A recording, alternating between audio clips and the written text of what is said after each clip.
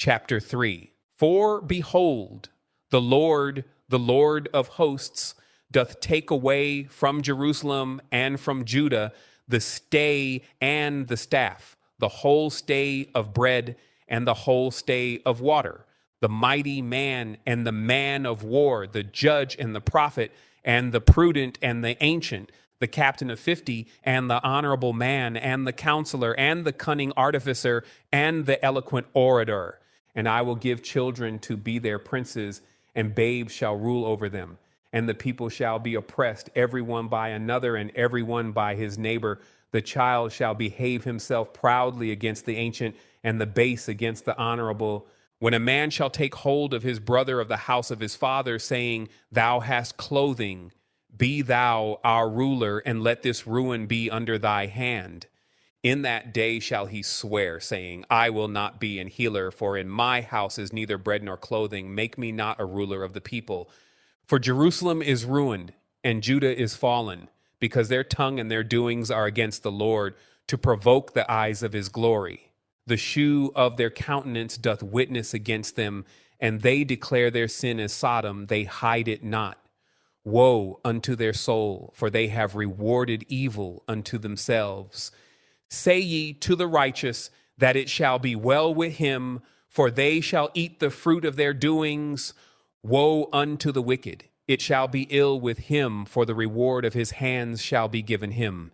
As for my people, children are their oppressors, and women rule over them. O my people, they which lead thee cause thee to err, and destroy the way of thy paths. The Lord standeth up to plead, and standeth to judge the people. The Lord will enter into judgment with the ancients of his people and the princes thereof. For ye have eaten up the vineyard, the spoil of the poor is in your houses. What mean ye that ye beat my people to pieces and grind the faces of the poor, saith the Lord God of hosts.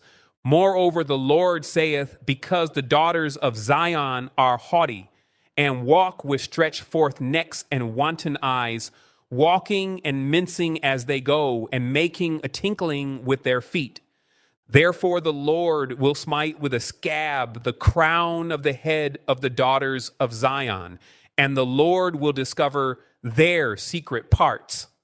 In that day the Lord will take away the bravery of their tinkling ornaments about their feet, and their cauls, and their round tires like the moon, the chains and the bracelets, and the mufflers, the bonnets and the ornaments of the legs, and the headbands, and the tablets, and the earrings, the rings and nose jewels, the changeable suits of apparel, and the mantles, and the wimples, and the crisping pins, the glasses, and the fine linen, and the hoods, and the veils.